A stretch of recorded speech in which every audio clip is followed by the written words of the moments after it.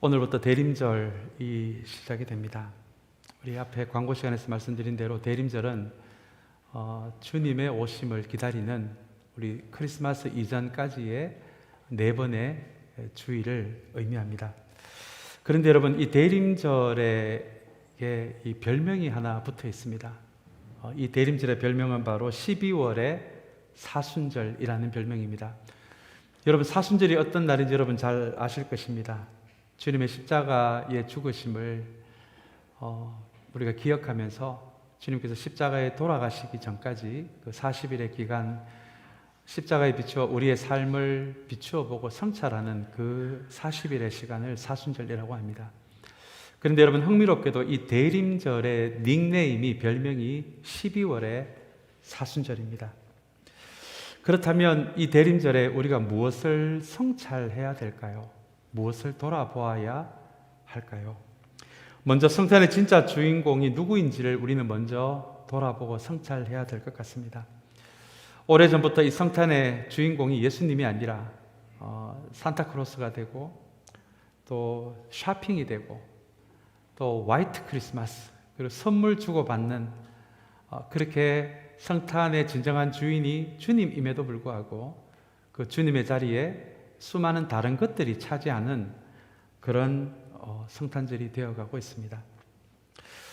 우리 일전에도 한번 제가 말씀을 드린 기억이 납니다만은 우리 일본에서는 성탄절이 어떤 날이냐 하면 주님이 오신 날이 아니라 KFC에 가서 치킨을 먹는 날로 그렇게 일본의 주로 청년들은 그렇게 기억하고 있습니다.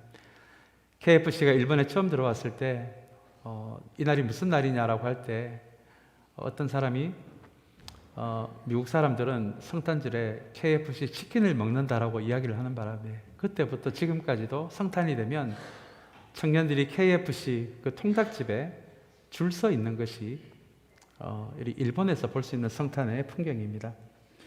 그래서 여러분, 이 성탄절에 우리가 다른 어떤 것보다도 돌아보아야 하고 우리가 성찰해야 할 것은 이 성탄의 진정한 주인공이 누구냐라는 것입니다.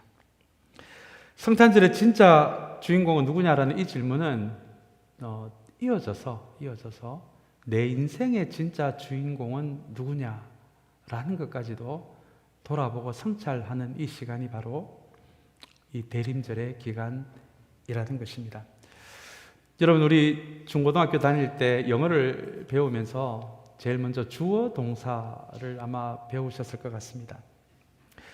주어는 행동, 이 동사의 주인공이 되죠. 그리고 이 동사는 이 주인이 이끌어가는 대로, 주인공이 이끌어가는 대로 이끌려가는 것이 바로 이 동사입니다. 여러분, 이 신앙의 세계를 주어와 동사로 우리가 설명을 좀 할 수 있을 것 같습니다. 참된 신앙이라는 것이 여러분 어떤 신앙입니까? 그것은 아마 주님이 주어가 되시고 우리가 동사가 되는 신앙일 것입니다. 주님이 우리 인생의 주어가 되십니다.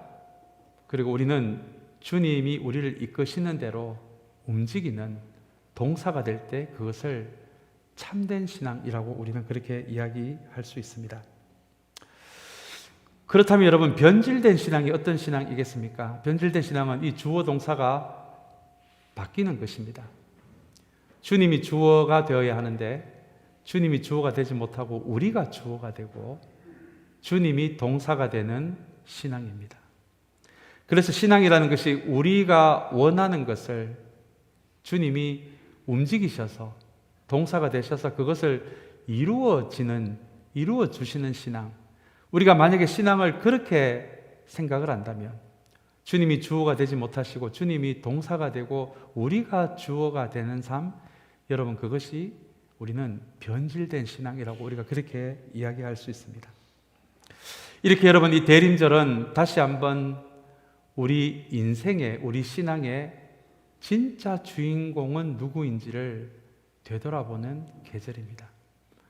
우리가 주님을 알지만 진짜 주님이 우리의 신앙과 인생의 주인이 되고 계신지를 돌아보는, 우리 인생의 진짜 주인은 누구인지, 우리 신앙의 진짜 주인공은 누구신지를 돌아보는 계절이 바로 이 대림절이고요.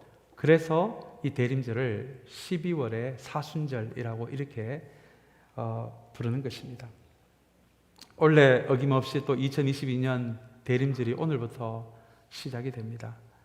사랑하는 여러분, 2022년 이 대림절의 기간을 통해서 다시 한번 성탄의 주인이 누구신지, 그리고 우리 인생의 주인이 정말 우리가 주님으로 부르는 그 주님이 맞는지, 그 주인을 진짜 한번 되돌아보는, 그 주인이 누구인지를 되돌아보는 그런 성찰의 대림절이 되시기를 주님의 이름으로 축복합니다.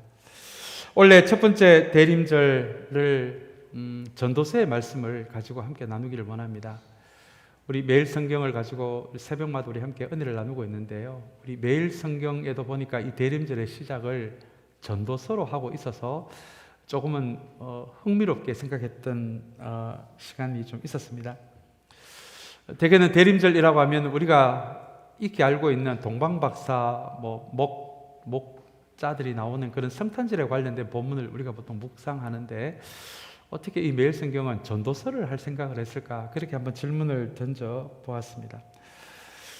아무리 생각해봐도 이 전도서가 성탄절하고 어떻게 연관이 되는지, 이 전도서가 대림절과 어떻게 연관이 되는지 아무리 생각해도 별 상관이 없는 본문 같습니다. 사랑하는 여러분, 이 전도서와 대림절이 어떤 연관이 있을까요?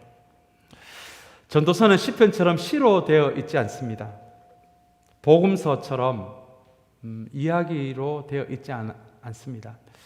어떻게 보면 이 전도서는 어떤 주제를 가지고 기록한 소논문 같은 것이어서 조금 읽기에 딱딱하기도 한 말씀이기도 하고요. 그리고 이해하기가 이야기처럼 시처럼 쉽지도 않은 것이 바로 이 전도서입니다. 그러나 여러분, 이렇게 우리에게 친숙하지 않는 성경이지만 이 전도서에 나는 한 구절 때문에 우리는 이 전도서를 잘 알고 있다라고 이렇게 생각하는 성경이 또한 전도서이기도 합니다. 그 한 줄의 문장이 바로 오늘 오늘 이 설교의 제목이기도 한 헛되고 헛되도다라는 문장입니다. 전도서의 저자로 알려진 이 솔로몬이 자신의 왕으로서의 파란만장한 삶을 돌아보고 마침내 노년의 나이가 되어서 자신의 인생을 돌아보니 삶이란 것이 참 헛된 것이구나 라는 고백이 담겨져 있는 성경이 바로 이 전도서입니다. 그래서 여러분, 이 전도서를 한마디로 이야기하면 솔로몬의 인생 훈수라고 이렇게 우리가 이야기할 수도 있을 것 같습니다. 여러분, 훈수가 뭔지 여러분 잘 아실 것 같아요. 우리 바둑이나 장기를 뜰 때 바둑 장기를 뜨는 당사자는 아니지만 옆에서 이렇게 지켜보다가 당사자들이 잘 못 보는 것을 보고 나서 그렇게 가르쳐주는 것을 여러분 훈수라고 합니다.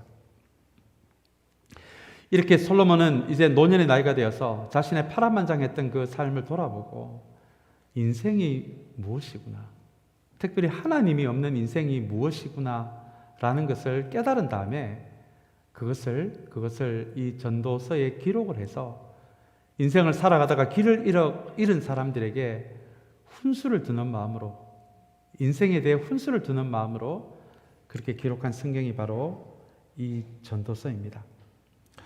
솔로몬이 자신의 삶을 돌아보니 그 삶이 참으로 허무합니다. 대단한 것을 남긴 것 같았는데 돌아보니 그렇게 대단한 것도 아니었고, 엄청난 것을 내가 가지고 있었던 것 같은데 인생을 조금 돌이켜 보니까, 지나고 나니까 내가 엄청나게 생각했던 것이 엄청나지 않은 것이었구나라는 것을 깨닫는 삶이었습니다.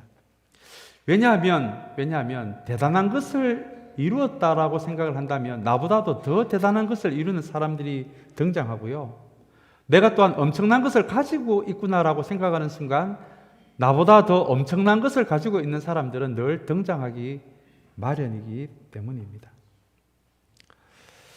그래서 어쩌면 솔로몬이 경험한 삶, 하나님이 없는 삶은 어쩌면 여러분 비누방울 같은 삶이 아니었을까 이렇게 생각해 봅니다. 비누방울 우리가 겉으로 보기에는 얼마나 아름답습니까? 얼마나 호황찬란합니까? 그러나 아무리 아름답게 보이고 호황찬란하게 보여도 바늘을 가지고 와서 한번 찌르기만 하면은 펑 터져서 흔적도 없이 사라지는 것이 여러분 비누방울이 아닙니까? 그래서 솔로몬이 자신의 그 긴 인생의 파란만장한 삶을 살고 나서 마침내 이 솔로몬이 생각하는 인생은 하나님이 없는 인생, 겉으로 보면 아름답고 뭔가 대단한 것 같지만 그러나 바늘 하나를 들고 와서 한 번만 찌르기만 하면 터져서 흔적도 없이 사라질 수도 있는 것이 바로 우리의 인생의 삶이구나 라는 그 고백이 이 전도서에 담겨져 있습니다. 그래서 여러분 이 전도서 전체를 읽다가 보면 이 전도서에는 솔로몬이 자신의 인생에 대해서 과장하는 것이 없습니다. 사람들에게 잘 보이기 위해서 부풀리는 말도 없습니다. 그리고 왕으로서의 자신의 인생을 뭔가 대단한 것처럼 보이게 하기 위해서 가면을 쓰는 모습도 없습니다. 그냥 있는 그대로, 자신의 모습 있는 그대로를 기록한 것이 바로 이 전도서입니다. 왜냐하면 자신을 괜찮은 사람으로 과장을 하고 그게 무엇인가를 덧붙이고 무엇인가를 가면을 쓰는 삶이 순간적으로는 몰라도 시간이 지나고 나니까 그 삶이 얼마나 공허한 삶인 것을 이 솔로몬은 깨달았기 때문입니다.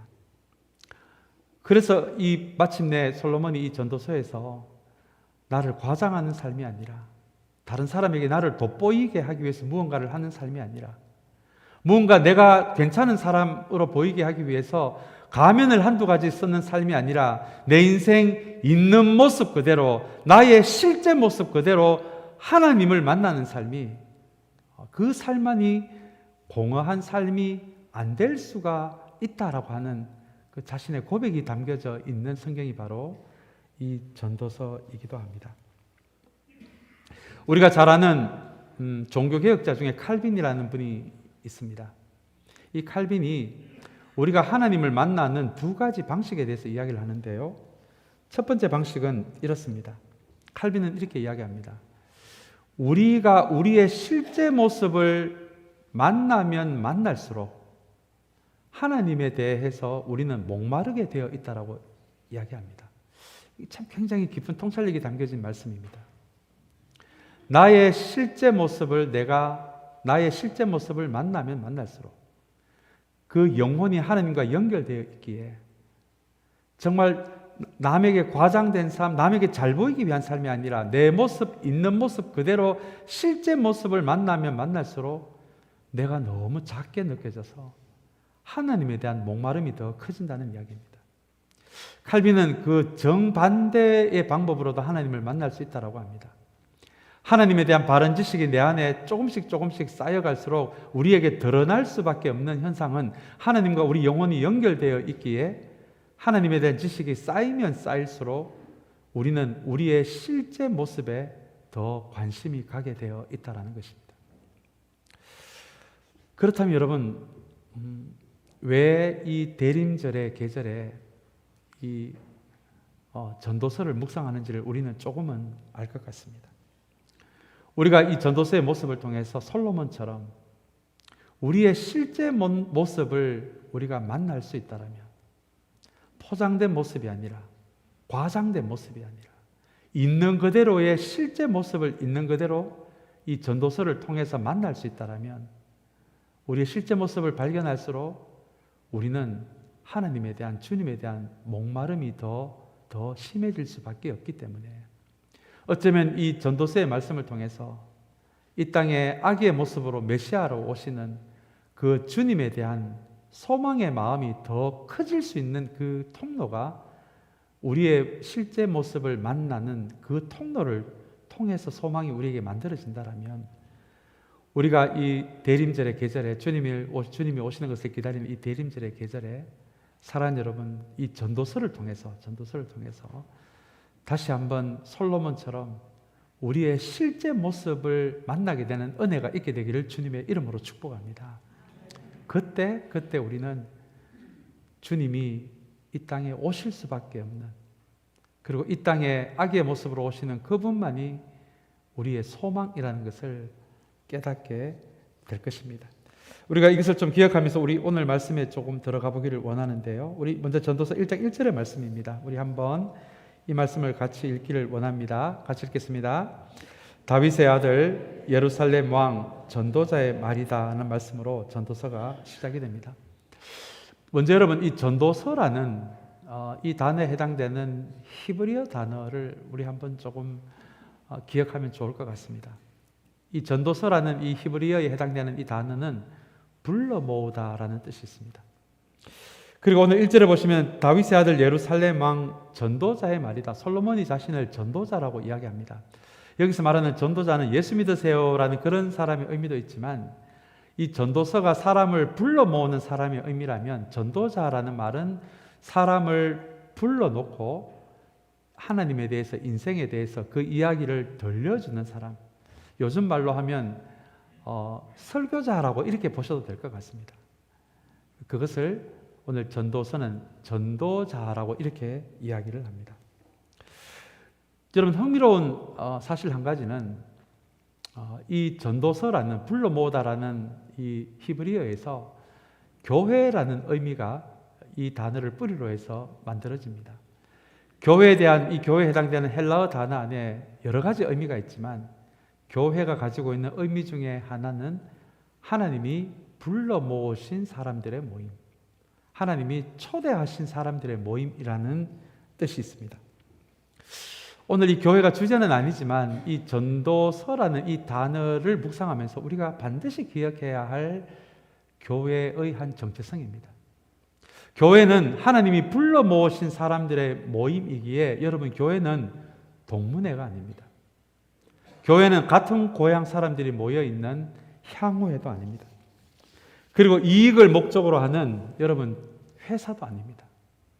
교회는 하나님이 불러 모으신 사람들의 모임인 영적 공동체입니다. 그래서 여러분, 이 교회가 결코 해서는 안 되는 것이 사람들에 대한 평가입니다. 사람들에 대한 비판입니다.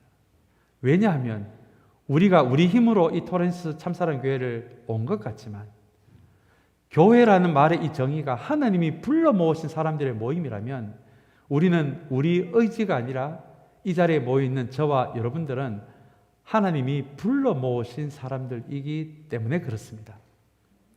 그래서 우리는 우리와 좀 다르다고 해서 누군가를 비판의 상대로 삼거나 판단의 상대로 결코 삼아서는 안 되는 이유가 바로 여기에 있습니다. 우리 한 사람 한 사람은 하나님이 이 참사랑 교회를 위해서 불러 모아주신 사람들이기 때문에 그렇습니다. 그래서 판단과 평가가 아니라 존중과 이해와 사랑이 교인과 교인이 서로를 대하는 방식이 되어야 한다는 것이 전도서라는 이 단어에서 교회라는 단어가 나온 의미입니다. 사랑하는 여러분, 다시 한번 이 전도서라는 단어를 통해서 우리 참사랑교회, 그냥 우리가 우리 의지로 이곳에 온 것이 아니라 다시 한번 하나님의 뜻 가운데 불러 모아주신 사람들이라는 것을 반드시 기억하는 우리 모두가 되시기를 간절히 소망합니다. 그리고 여러분, 오늘 전도서 1장 1절을 보시면 솔로몬이 자신을 솔로몬이라고 이야기하지 않고 예루살렘 왕 전도자의 말이다. 그리고 그 앞에 보시면 다윗의 아들로 자신을 그렇게 부르는 장면이 나옵니다. 제가 이 부분을 읽다가 질문이 생기더라고요. 왜 솔로몬은 자신을 전도서를 기록하면서 나 솔로몬이 기록한 성경이다 이렇게 말하지 않고 이렇게 다윗의 아들로 이렇게 표현을 했을까요? 왜냐하면 솔로몬은 굉장히 복잡한 삶을 살았기 때문에 그렇습니다. 여러분 잘 아시는 대로 솔로몬은 하나님께 지혜를 구했던 사람이기도 합니다. 그러나 그 인생 후반부에 보시면 솔로몬은 지혜의 사람이 아니라 어리석은 결정을 한 사람으로 묘사가 됩니다. 그리고 또한 이 솔로몬은 하나님을 예배하는 성전을 지은 사람으로 우리가 알고 있는데요. 솔로몬의 인생의 노년기에는 하나님이 아니라 우상을 숭배하는 모습으로도 나옵니다. 그리고 솔로몬에 관련된 성경의 기록에 보니까 아내가 700명이고 첩이 300명으로 나옵니다. 아마 솔로몬은 이렇게도 살아봤고 저렇게도 살아봤고 자신이 원하는 대로 모두 살아본 사람이어서, 그래서 하나님이 없는 삶이 어떤 삶인지를 이 전도서를 통해서 우리에게 그렇게 보여줄 수 있는 사람이 바로 이 솔로몬입니다. 그렇다면 왜 솔로몬이 이 전도서를 기록하면서 자신의 이름을 밝히지 않았는지가 조금은 우리가 추측할 수 있을 것 같습니다. 자신의 인생을 돌아보니 부끄러운 장면도 참 많습니다. 잘못된 선택도 많습니다. 우상을 숭배한 모습도 발견됩니다. 자신의 있는 모습 그대로를 발견하니 자신의 이름을 아마 드러낼 수 없지 않았을까, 그렇게 추측해 봅니다. 왜냐하면 포장된 모습, 과장된 모습이 아니라 하나님 앞에서 정말 자신의 있는 모습 그대로를 발견한 사람들은 작아질 수밖에 없기 때문입니다. 그런 인생 가운데는 하나님이 점점 커지는 인생이어서 아마 자신의 이름을 밝힐 수도 없이 다윗의 아들이라고 이렇게 자신을 묘사하지 않았을까 생각해 봅니다. 그래서 자신의 이름을 밝히지 않는 이 솔로몬의 모습을 통해서도 이 대림절의 의미를 우리는 한 가지 좀 짚어볼 수 있을 것 같습니다. 우리의 이 대림절 기간에 이 새벽의 시간을 통해서 이 전도서를 함께 묵상함으로 다시 한번 과장된 모습, 포장된 모습, 가면을 쓴 모습이 아니라 사랑하는 여러분, 이 전도서를 통해서 실제 우리의 모습을 발견할 수 있는 은혜가 있게 되기를 주님의 이름으로 축복합니다. 그래야 우리가 작아질 수 있기 때문입니다. 그래야 주님이 이 땅에 오실 수밖에 없는 이유를 우리가 발견할 수 있기 때문입니다. 그리고 이어서 가장 중요한 2절의 말씀이 이어지는데요. 우리 2절의 말씀 우리 한번 또 같이 읽겠습니다. 우리 함께 한 목소리를 읽기를 원합니다. 전도자가 말한다. 헛되고 헛되다. 헛되고 헛되다. 모든 것이 헛되다라는 말씀입니다. 우리에게 아주 익숙한 말씀입니다. 우리가 이 말씀을 기억해서 전도서를 우리가 잘 알고 있다라고 이렇게 착각을 주는 말씀이기도 한데요.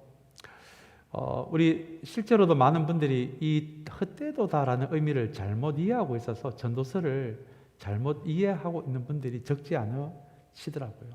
여기서 말하는 헛되다라는 이 표현이 우리말로 잘된 번역임에도 불구하고 우리가 알고 있는 헛되다라는 이 의미가 실제 히브리어의 단어에 해당되는 이 헛되다라는 의미를 조금은 가리고 있기 때문에 그렇습니다.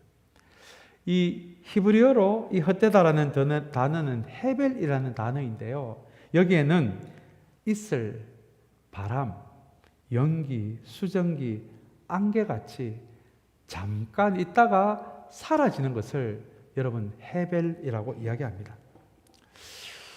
그렇다면 여러분, 이 지금 솔로몬이 인생이 헛되다라고 할 때 이 헛되다는 쓸모없다, 소용없다 이렇게 이해를 하신다면 우리의 인생은 너무 슬플 것 같습니다. 그러나 1차적으로 여기서 말하는 헛되다라는 것은 쓸모없다라는 의미가 아니라 이 단어의 의미는 너무너무 짧다라는 의미가 있습니다. 마치 안개처럼 새벽에 일어나 보면 온 세계를 다 덮어 있는 이 안개 같지만 해가 뜨면 깜짝같이 사라지는 것이 안개지 않습니까? 또 이슬처럼 아침에 일어나 보면 온 대지를 다 덮고 있는 것처럼 보이지만 해가 뜨면 언제 이슬이 내렸는지도 모를 정도로 금세 사라지는 것이 이슬이 아닙니까? 그래서 오늘 솔로몬이 인생을 자신이 살아보니까 이 인생이, 하나님이 주신 이 인생이 소용이 없다, 쓸모없다가 아니라 헛되도다, 헛되도다라고 하는 이 말은 너무너무 짧다. 그래서 더덥다라는 의미가 바로 이 헛되도다의 의미입니다. 우리 이어서 1장 3절의 말씀도 보면 이 솔로몬이 경험한 인생의 경험이 나오는데 우리 1장 3절의 말씀도 우리 한번 같이 읽겠습니다. 같이 읽겠습니다. 사람이 세상에서 아무리 수고한들 무슨 보람이 있는가라고 그렇게 솔로몬은 묻습니다.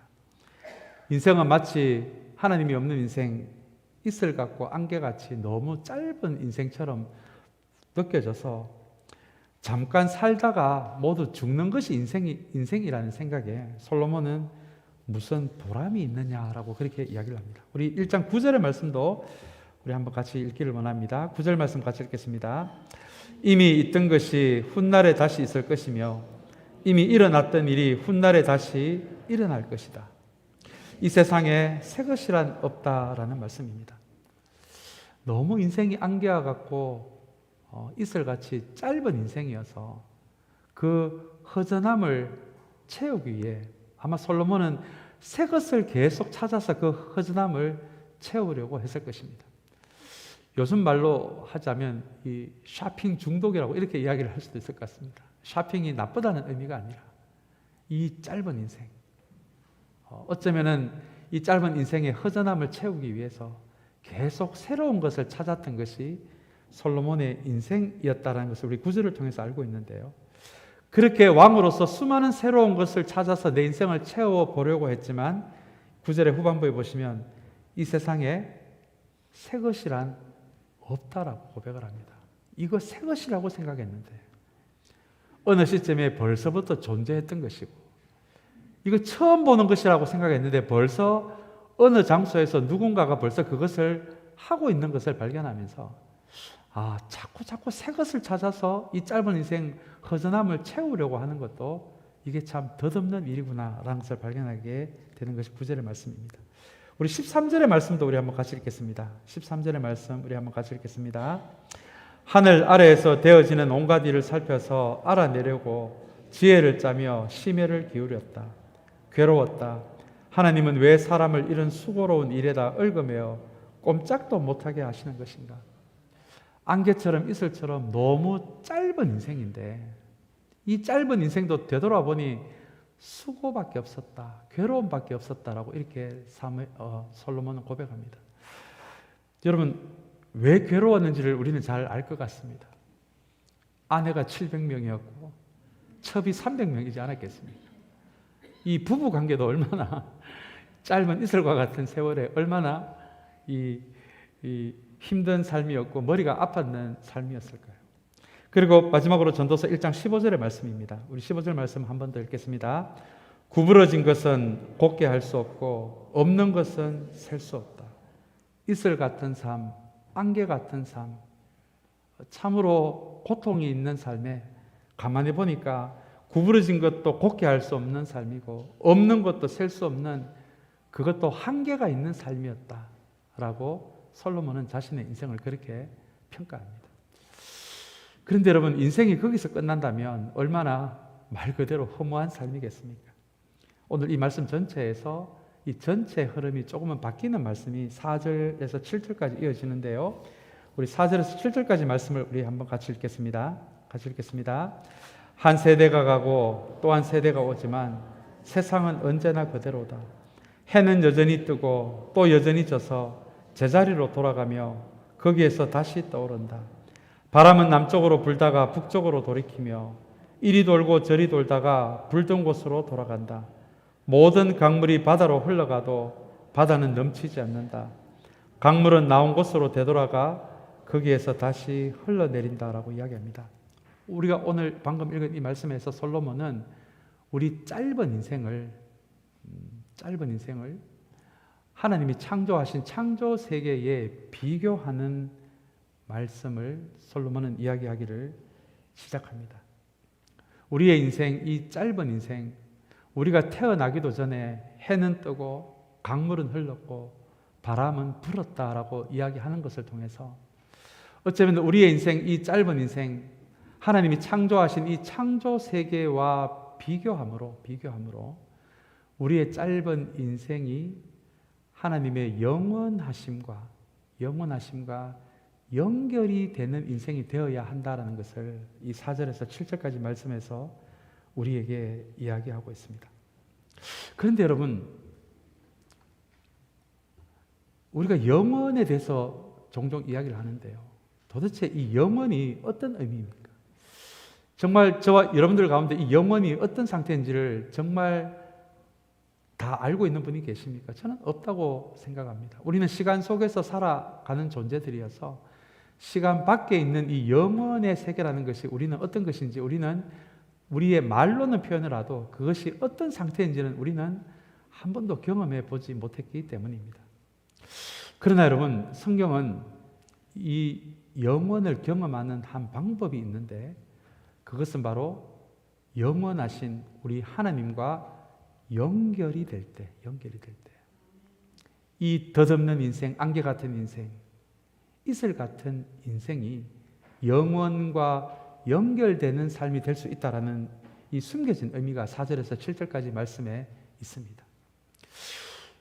솔로몬이 이 전도서 전체를 통해서 이야기하고 싶었던 핵심이 바로 이것입니다.